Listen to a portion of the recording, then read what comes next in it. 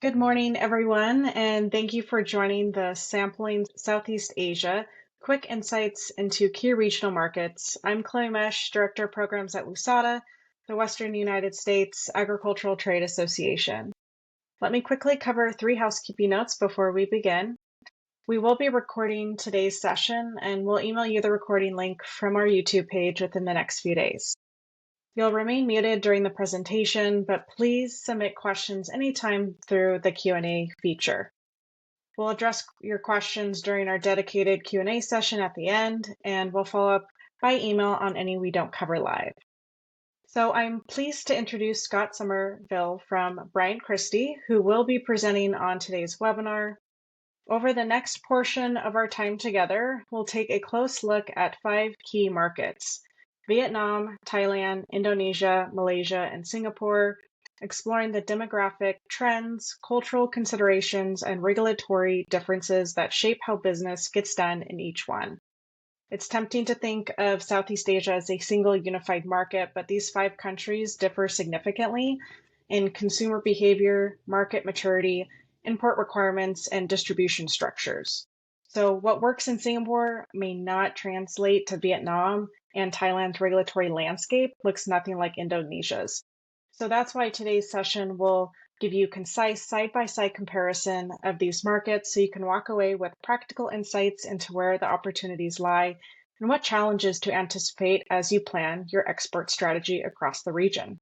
So I'll hand it over to you, Scott, to get started. Thank you. Thank you, Chloe. Good morning, everyone, and thank you for joining us today. My name's Scott Somerville, and I'm a Market Development Manager at Bryant, Christie. Joining us on this call today is Thomas Wee from Liu Marketing Associates, one of our trusted partners in Southeast Asia. Today, we would like to give you a practical overview of the 5 most important export markets in Southeast Asia. Our goal isn't to simply present statistics. Instead, we want to help you understand what makes each market unique, how consumers differ from country to country, and what those differences mean for companies considering exports there. Whether you're already exporting internationally or just beginning to explore new markets, we hope today's presentation gives you useful insights that you can apply. Southeast Asia has become one of the world's most attractive regions for food and agricultural exports. Over the past decade, we've seen rapid economic growth, rising incomes, expanding middle classes, and dramatic changes in how consumers purchase food. Those trends are creating opportunities for high-quality imported products, including many products growing and produced here in the US. Throughout today's presentation, we'll look at 5 countries: Vietnam, Indonesia, Thailand, Malaysia, and Singapore. While these countries are neighbours, they differ in culture, regulations, consumer behaviour, and market maturity. Understanding those differences is often the key to choosing the right market and developing a successful export strategy. Let me briefly outline where we're headed today. We'll begin with a regional overview to explain why Southeast Asia deserves attention as a whole. Then we'll spend some time looking individually at the 5 markets. For each country, we'll discuss 3 main areas. The first will be consumer market, who the buyers are and how the market is changing. Second is the retail and food service landscape. And finally, some of the practical and regulatory and cultural considerations that exporters should understand before entering the market. We'll finish up by comparing these countries side by side.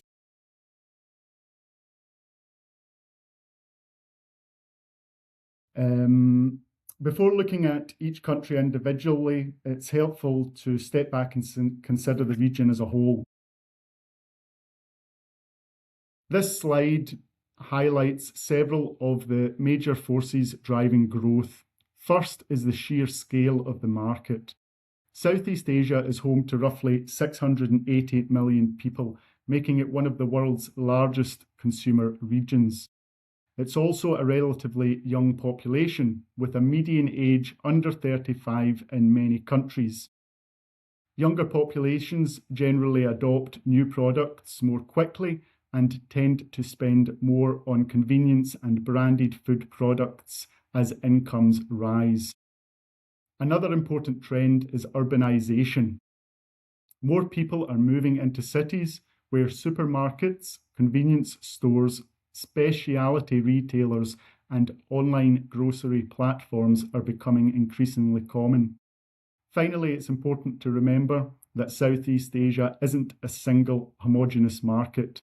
For instance, Singapore represents a highly developed premium economy, while countries like Vietnam and Indonesia are experiencing rapid growth from a much lower income base. Those differences actually create multiple opportunities rather than a single market strategy.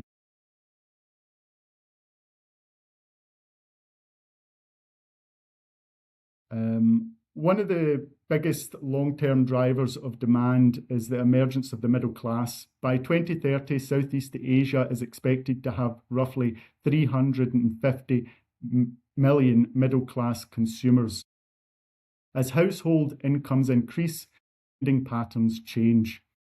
Consumers begin purchasing more packaged foods, premium products, imported ingredients, and higher quality fresh foods. Urban growth is also concentrates purchasing power in major metropolitan areas such as Ho Chi Minh City, Jakarta, Bangkok, Kuala Lumpur, and Singapore. These cities become natural entry points for exporters because they have modern retail infrastructure and consumers with higher disposable incomes. Another important shift is where consumers shop. Traditional wet markets remain important, but supermarkets, hypermarkets, specialty stores, and online retailing continues to gain market share. For US exporters, these modern retail channels often provide much easier access to consumers who are already looking for imported products. Here we begin to see how these demographic changes translate into actual export opportunities. During just the first 4 months of 2026, US agricultural exports to these 5 Southeast Asian markets totaled nearly $3.7 billion. That's a substantial market already, and it's continuing to grow. Modern grocery retail across the region is expanding rapidly, creating additional shelf space for imported food products every year. At the same time, food service demand continues to increase as tourism grows, cities expand, and consumers dine away from home. Hotels, restaurants, cafes, and industrial buyers all create demand for imported ingredients and premium food products. The chart here also illustrates that these markets are not equal in size.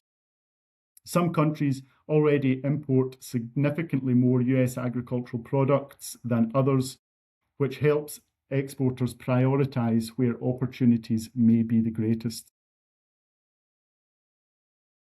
With that regional context established, let's begin with Vietnam. Vietnam has become one of the most exciting consumers markets anywhere in Asia. The country combines several trends that are especially favourable for imported food products. First, economic growth has remained consistently strong. Second, urbanisation continues to accelerate, concentrating consumers in cities like Ho Chi Minh City and Hanoi. Third, Vietnam has one of the youngest populations in the region, with a median age of just over 30 years old. Younger consumers tend to be more open to international brands and more willing to experiment with new food products. Finally, and perhaps the most important point, is purchasing power. GDP per capita has increased by more than 80% over the last 9 years. That means millions of consumers who previously focused almost exclusively on price are increasingly able to purchase premium imported foods based on quality, convenience, food safety, and brand reputation. These trends explain why Vietnam continues to be one of the fastest growing destinations for US agricultural exports and why so many companies view it as a priority market for future growth. Now let's take a closer look at what's happening inside Vietnam. While the country's overall growth is impressive, the real story is where the growth is occurring. Vietnam is urbanizing rapidly. Millions of people continue moving into cities where incomes are generally higher, shopping habits are changing, and consumers have much greater access to modern retail. Two cities in particular, Ho Chi Minh City and Hanoi, dominate the market. Although they account for less than 1/5 of Vietnam's population, they generate well over 40% of the country's modern retail sales. For exporters, that's an important point. You don't have to reach the entire country. Day one, many companies successfully establish themselves by focusing first on these major metropolitan areas. Another trend worth watching is the expansion of Vietnam's middle class. It's expected to grow from roughly 13 million people in 2020 to more than 50 million by 2030. That's an extraordinary increase in purchasing power over a relatively short period of time. Finally, it's important to recognise who's making purchasing decisions. Women influence the overwhelming majority of household grocery purchases in Vietnam, making them the primary target audience for branding, packaging, and product positioning. These demographic trends are already translating into measurable business opportunities. US consumer-orientated agricultural exports to Vietnam increased by more than 23% in 2024 alone. That's one of the fastest growing rates anywhere in Asia. Much of that growth has come from products such as tree nuts, dairy products, poultry, and fresh fruit, categories where the US has a strong reputation for quality and food safety. Vietnam's retail food sector has now reached approximately $55 billion, reflecting both population growth and changing consumer preferences. We're also seeing strong expansion in food service. Restaurants, cafes, hotels, and institutional buyers are purchasing increasing quantities of imported ingredients to meet consumer expectations. And behind all of that is a rapidly growing food processing industry, which creates additional demand for imported ingredients rather than finished retail products. So overall, Vietnam offers opportunities across multiple channels. Of course, every opportunity comes with some practical considerations. Vietnam is an excellent market, but exporters need to understand the regulatory environment before shipping products there. One of the first requirements involves labelling. Imported food products generally require Vietnamese language labels that include ingredients, nutritional information, and importer details.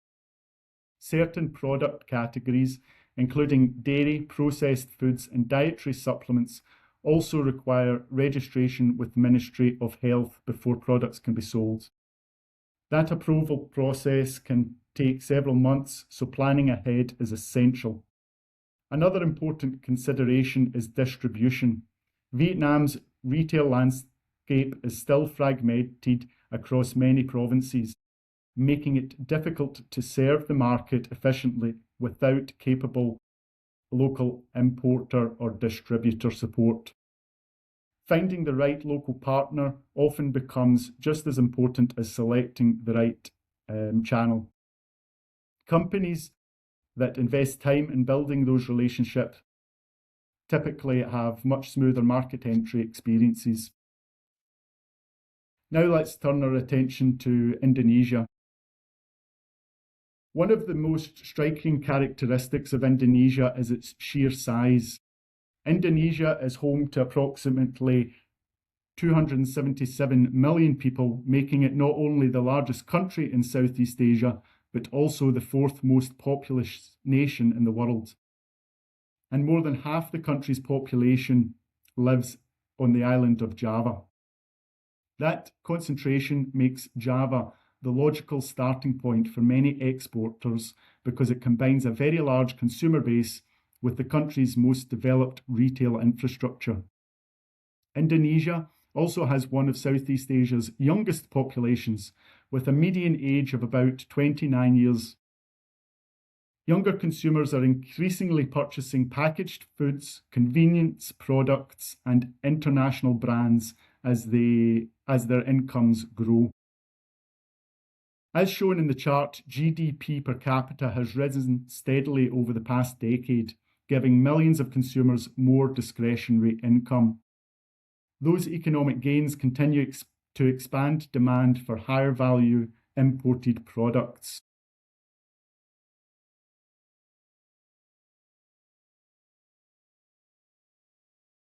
This slide really emphasises why so many exporters view Indonesia as a long-term opportunity.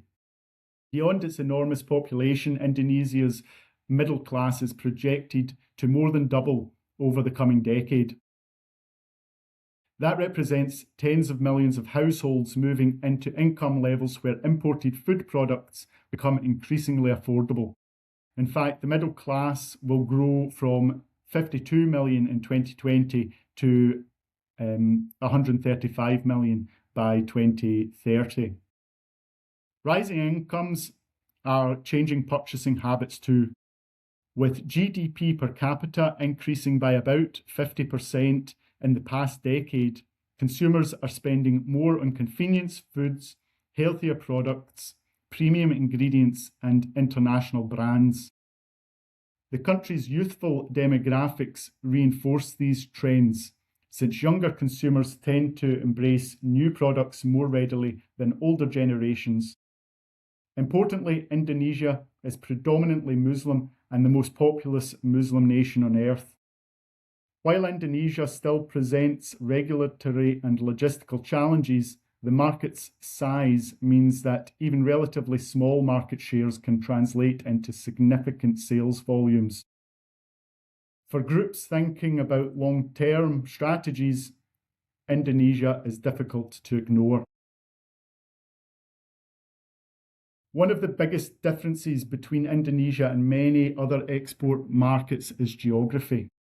Indonesia isn't a single landmass, it's an archipelago of more than 17,000 islands stretching over 5,000 kilometres.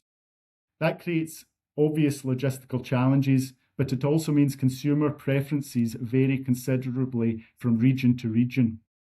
Indonesia is home to more than 300 ethnic groups, each with its own culinary traditions and local food preferences. Religion also plays a central role. Approximately 87% of Indonesia is Muslim, making the halal certification increasingly important for food exporters. At the same time, significant Hindu and Christian populations create additional market segments with their own purchasing preferences. Fortunately, much of the country's economic activity remains concentrated on Java, particularly around Jakarta. Many exporters begin there before expanding into other regions as distribution networks develop. Indonesia offers tremendous opportunity but also requires careful preparation. Imported processed food and beverage products must generally be registered with Indonesia's National Agency of Drug and Food Control, commonly known as BPOM. That registration process can take anywhere from several months to up to a year, depending on product category. Another major consideration is halal certification. Indonesia has been phasing in mandatory halal requirements across many food categories. Even where certification isn't yet mandatory, many retailers and consumers increasingly expect to see halal certified products. Distribution is another challenge. Serving a country made up of thousands of islands requires experienced logistics partners who understand regional transportation and local retail networks. Choosing the right importer and distributor is often one of the most important business decisions an exporter will make when entering Indonesia. Moving on to Thailand, which differs considerably from both Vietnam and Indonesia. Thailand is a more mature economy with higher average incomes and one of the most developed retail systems in Southeast Asia. As we transition into discussing Thailand, you'll notice that the market dynamics are somewhat different from Vietnam and Indonesia. Thailand is a mature, upper middle income economy with a long-established retail sector and consumers who have relatively high purchasing power by regional standards. The country has a population of about 70 million people and more than half live in urban areas. Bangkok alone is home to over 10 million residents and serves as the country's commercial and retail centre. Another important difference is the demographics. Thailand's median age is around 40, making it one of the oldest populations in Southeast Asia. That ageing population has helped drive demand for products associated with health, wellness, nutrition, and premium quality. The graph here also shows that GDP per capita has steadily increased over the past decade. While the pace of growth is slower than that of Vietnam, consumers generally have greater disposable incomes today and are already accustomed to purchasing imported products. For exporters, Thailand offers a stable business environment with well-developed infrastructure and consumers who value quality over simply finding the lowest price. Tourism is one of the defining characteristics of Thailand's food market. Every year, tens of millions of international visitors travel to Thailand, creating enormous demand for hotels, restaurants, cafes, and food service operators. About 30 million tourists per year visited Thailand over the last 3 years. That demand extends well beyond traditional Thai cuisine. International hotels and restaurants regularly serve imported beef, dairy products, fresh produce, specialty ingredients, wine, and premium packaged foods. As tourism continues recovering and expanding post-COVID, those food service businesses need reliable suppliers capable of delivering consistent quality. That's an area where US agricultural exporters enjoy an excellent reputation. One thing I would like to emphasise is that tourism doesn't just create demand from foreign visitors, it also raises expectations among local consumers who become increasingly familiar with international cuisines and premium imported ingredients. That creates opportunities both within the hospitality industry and supermarket shelves. Thailand is also one of the most sophisticated retail systems in Southeast Asia. Modern retail channels, including supermarkets, hypermarkets, and convenience stores, account for a significant 40% share of food sales. In fact, Thailand has one of the highest concentrations of convenience stores anywhere in the world, with 7-Eleven alone operating around 13,000 locations there. Moreover, many consumers shop several times a week, creating frequent opportunities for new product discovery. Bangkok is by far the country's largest retail market and represents the logical first destination for most exporters entering Thailand. Another encouraging trend is the continued growth of premium grocery products.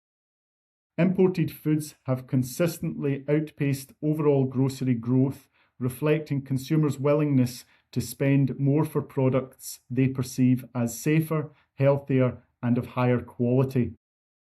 That's particularly encouraging for American exporters competing in premium categories rather than commodity products. This slide highlights where many of the strongest opportunities exist. Thailand's health and wellness market continues growing rapidly as consumers become increasingly focused on nutrition, food safety, and healthy lifestyles. Products such as tree nuts, fresh fruits, dairy, and specialty ingredients have all experienced strong demand in recent years.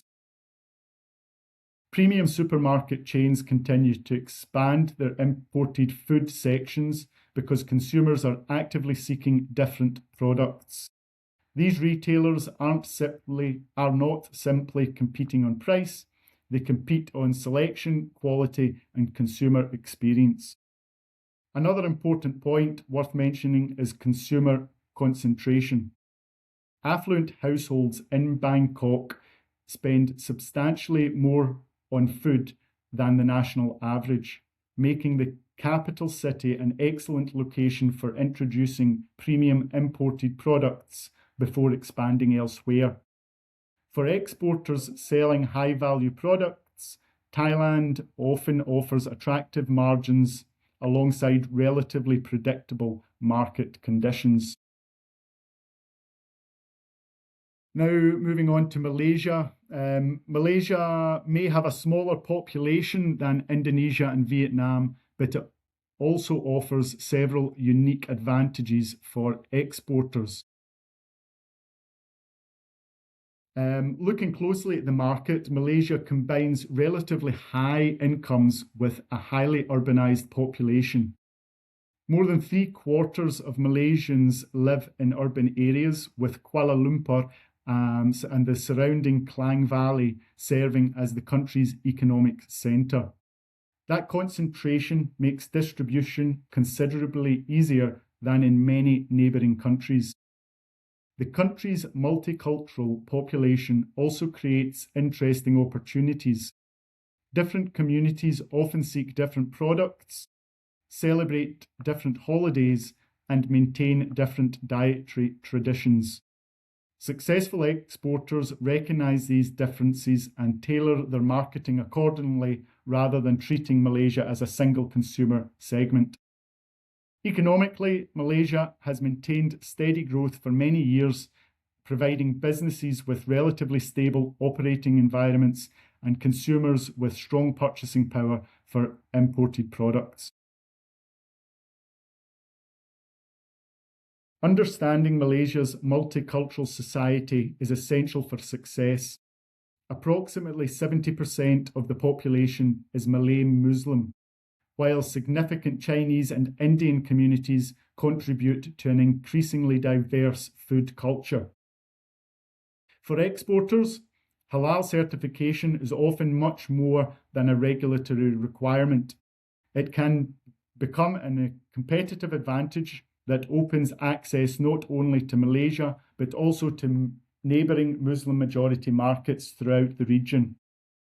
Malaysia is internationally recognised as one of the world's leading halal certification centres, making it an excellent place for companies interested in developing halal export capabilities.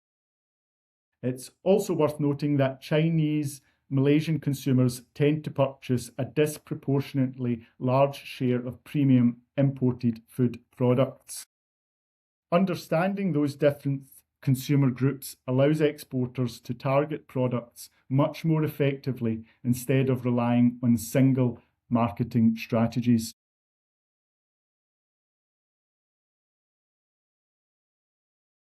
The numbers on this slide demonstrate that Malaysia is already a substantial importer of food products. Consumer-oriented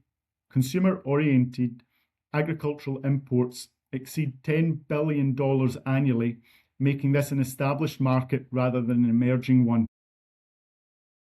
Dairy has been one of the strongest performing categories for US exporters, reflecting both consumer demand and confidence in American food safety standards. The hotel, restaurant, and institutional sectors also continue expanding as tourism and consumer spending increase. One particularly interesting example is shown here is the pork market.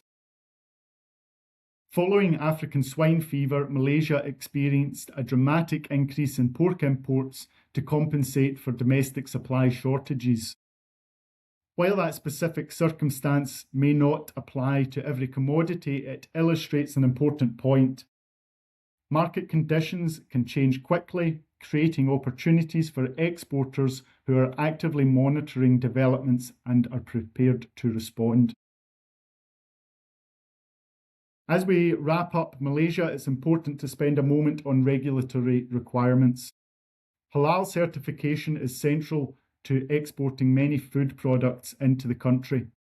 The country's official certification authority, JACIM, maintains very high international credibility, and only certain approved certification organizations are recognized for US exporters. Depending on the product category, halal certification may be mandatory or strongly recommended to maximize market access. Dairy exporters also need to comply with facility registration requirements before entering the market, and some products shipped to East Malaysia, including Sabah, may require additional approvals. All of this reinforces an important theme that we've seen throughout the presentation.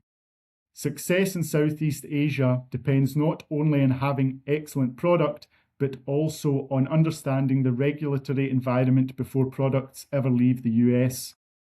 Companies that prepare carefully and work with experienced local partners generally find the process much smoother than those trying to navigate the market on their own. Okay, our final country is Singapore. And in many ways, it's unlike any of the other markets we've discussed today. Singapore is a relatively small population of about 6 million people, so it isn't the largest market in terms of potential volume.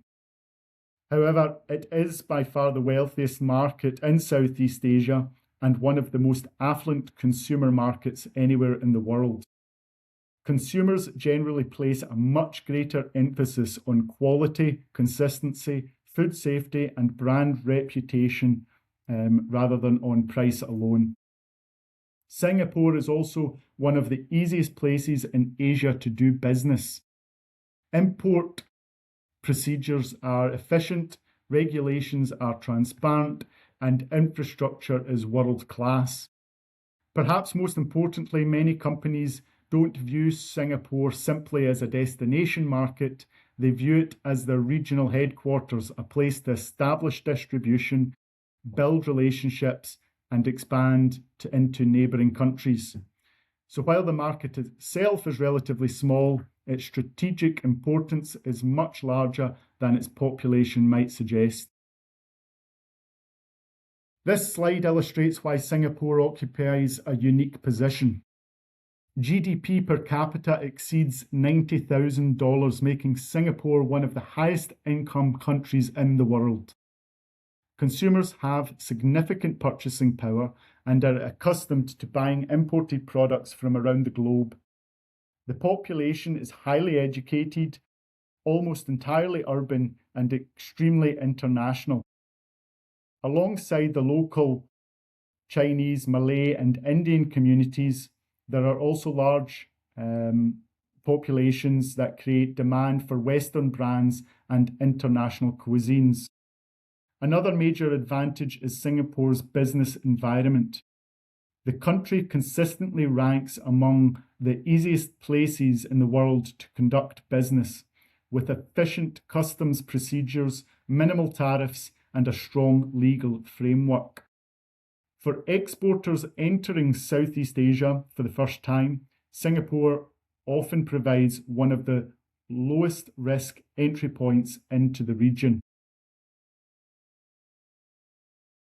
Singaporean consumers are among Asia's highest spenders on food. Rather than simply looking for the lowest price, many shoppers focus on product quality, freshness, origin, and premium branding. That aligns very well with the strengths of US agriculture. The retail landscape also offers something for virtually every product category. There are ultra-premium grocery chains, mainstream supermarkets, neighbourhood retailers, and rapidly growing online grocery platforms. Another advantage is Singapore's straightforward import process. Most imported food products enter with little or no tariff burden, allowing exporters to focus more on marketing and distribution than on navigating complex trade barriers. Finally, e-commerce continues to expand rapidly. Online grocery platforms have become an important way for consumers to discover new imported products, providing another avenue for US brands entering the market. While Singapore is an attractive consumer market on its own, its greatest value may be in its regional logistics hub. The Port of Singapore is consistently one of the busiest container ports in the world and serves as a gateway for products moving throughout the region. Many imported food products enter Singapore before being redistributed to neighbouring countries. That allows exporters to centralise inventory, simplify their logistics, and serve multiple markets from a single distribution point. Singapore has also invested heavily in world-class cold chain infrastructure. For exporters shipping fresh produce, dairy products, meat, and other temperature-sensitive foods, those logistics capabilities significantly reduce their risk. Combined with Singapore's extensive network of free trade agreements, this creates an exceptionally efficient platform for companies planning regional expansion.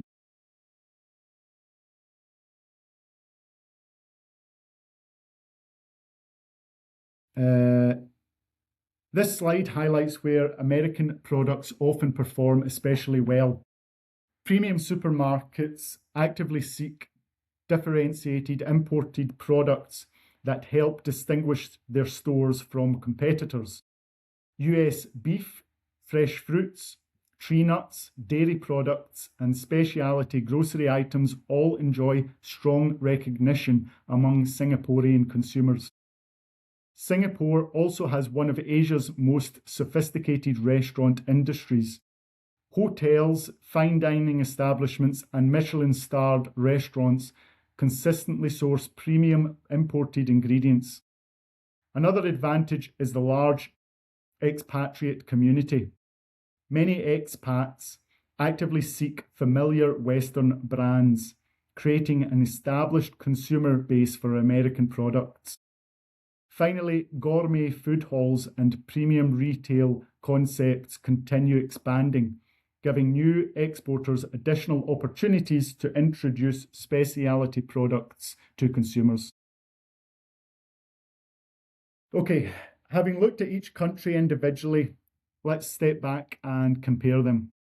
One of the biggest lessons from today's discussion is that Southeast Asia should never be viewed as a single market. Every country has its own regulatory system, cultural expectations, consumer preferences, and business practices. That's why successful exporters take time to understand each market individually rather than trying to apply one strategy across the entire region. The reward for doing so is access to hundreds of millions of consumers whose purchasing power continues to grow each year. Understanding those differences early often saves both time, money later in the export process.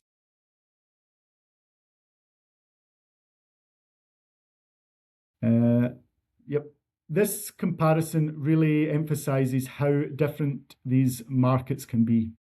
Registration timelines vary dramatically, from less than a week in Singapore to several months in Vietnam, Indonesia, and Thailand. Labelling requirements also differ. Some countries require local language labels, while others accept English. Halal certification ranges from unnecessary in some markets to mandatory in others.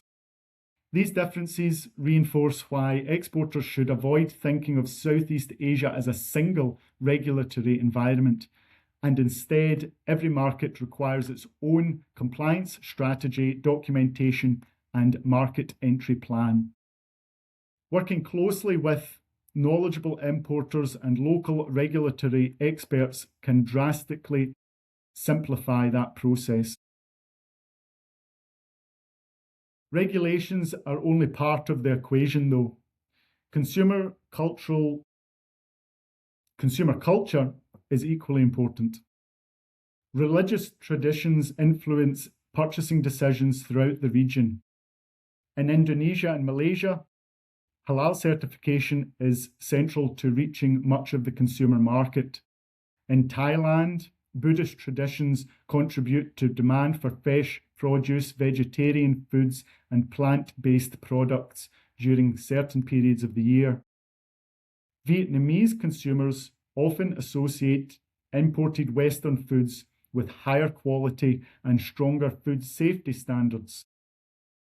Across all 5 countries, major holidays, including Lunar New Year, Eid, and Deepavali, create important seasonal opportunities for premium products and gift purchases.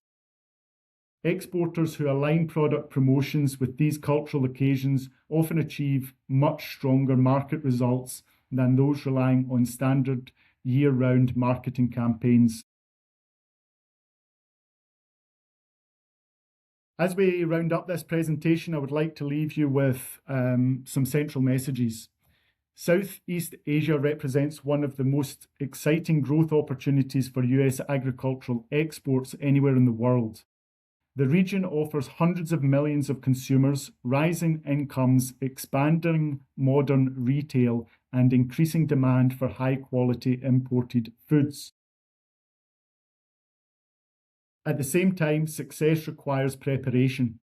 Every market differs in its regulations, consumer expectations, distribution systems, and competitive landscape. Companies that recognize those differences and adapt their strategies accordingly are the ones most likely to build sustainable long-term exports. The encouraging news is that you don't have to navigate these markets alone. Working with experienced local partners can help identify the right entry strategy, avoid costly regulatory mistakes, and build relationships with distributors, retailers, and buyers who understand each market. At this point, I would like to introduce Thomas Wee. Thomas serves as the Regional Director for Liu Marketing Associates and represents WUSADA in the region. Thomas brings over 30 years of leadership experience from agriculture, tech, and telecom sectors. He holds an executive MBA and a Bachelor of Arts. Thomas, as you present your slides, I can flick through them for you on your behalf. Great, thanks, Scott. Thanks so much for very informative sharing as well. So I think Scott has shared a lot, and I just wanted to welcome everybody for your interest in the Southeast Asia market, the ASEAN market, and I'm just going to emphasize on just a few points to add a little bit more to what Scott has really shared a lot on. So maybe Scott, if you can go to the next slide. I think this is just what I'm going to cover on. Scott has rightly pointed out the market is not one. I think one of the first things for exporters when you want to come into the market is to note what kind of products you're going to do and where does it apply to. So as what Scott has shared, if you're going to do products that is going to cover markets like Indonesia or Malaysia, first and foremost, halal is very important. You need to get certification. It is a little bit like kosher. Whether or not you sell to the market is not important. The fact that you want to enter the market, you need to have it as an entry point. So you need to have it as entry certification. The other thing is alcohol. if you're going to do alcohol, you do have to recognize that even though there is a market for it, right, it may be a bit more difficult to bring a product into like Malaysia or Indonesia, just simply because it's a more religious, more conservative kind of a market. But bear in mind, it's still big in terms of, like what Scott said, even a small percentage of a very large market like Indonesia gives you a very big place as well.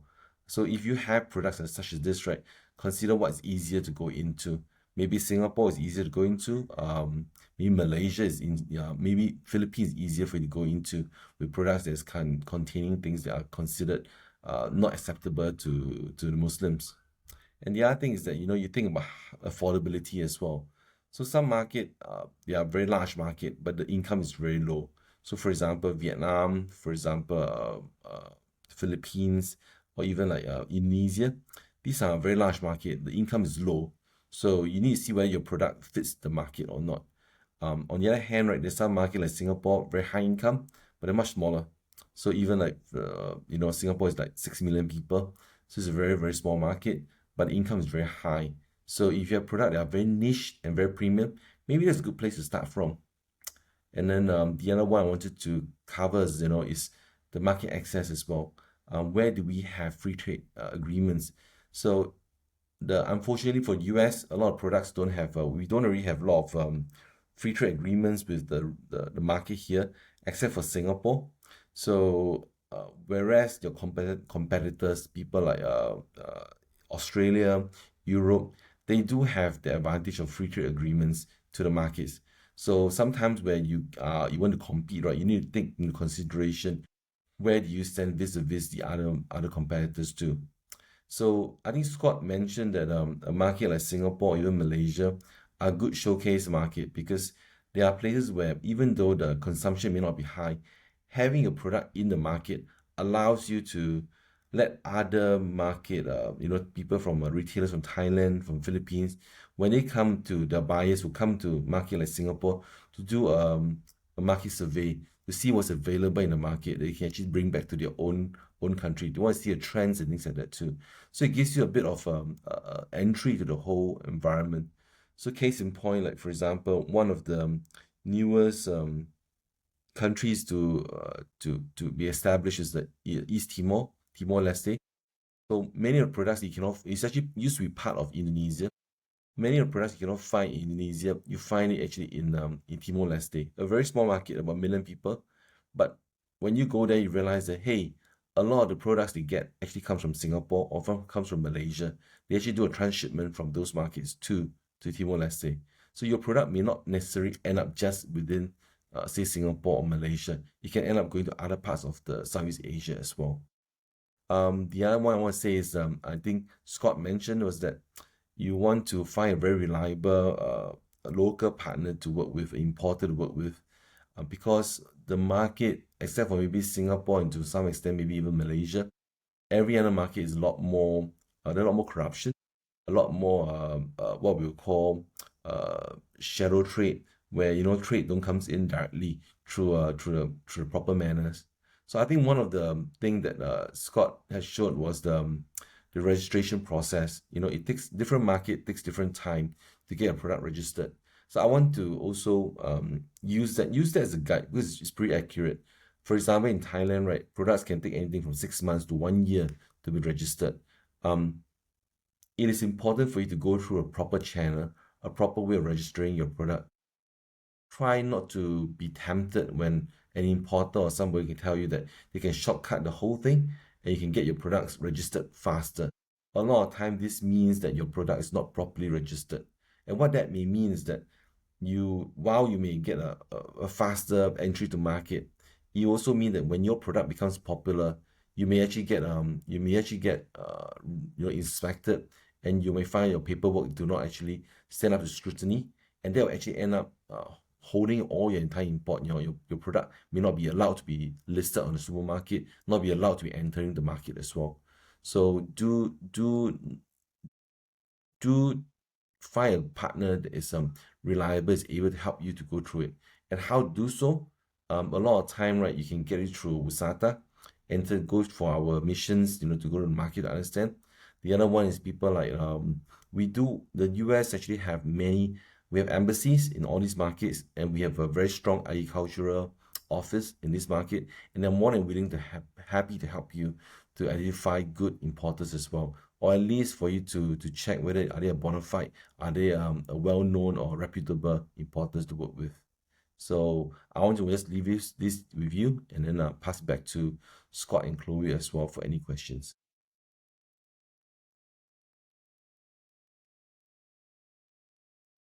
I will talk a little bit about our upcoming WUSADA events for the remainder of the year, as well as 2027. We do have a food service and ingredient inbound trade mission from ASEAN to Nevada and Oregon. That will be in the beginning of August. We'll also have a consumer-oriented outbound to the Philippines and Vietnam, which will be from September 20th through the 26th. And then for 2027, we will have a ASEAN consumer-oriented food and beverage inbound to Alaska and Washington. Dates still to be announced. And then in May, we'll have a consumer-oriented outbound mission to Singapore and Indonesia, which is in the beginning of May. And following that, we'll have a food service ingredient inbound trade mission from Singapore and the Philippines. It's planned for the summer. We don't have exact dates, but it will be in June. And then in September, we will have a WUSADA Pavilion at Food Ingredients Asia trade show in Thailand, and that is from September 1st to the 3rd. Right. Well, following today's webinar, you'll receive a brief survey in your My WUSADA account under the survey tile. Your feedback is crucial. It helps us improve and secure continued funding for these programs. So we greatly appreciate you taking a moment to complete it. Please remember you can schedule a complimentary 30-minute consultation with Bryant Christie to discuss your specific export needs and questions. I just want to say thank you to Thomas and Scott for presenting on the ASEAN market, and thank you everyone for joining us today. We'll send a follow-up email with the recording with additional resources, but I hope everyone has a great day, and we look forward to supporting your export journey. Thank you so much. Thank you.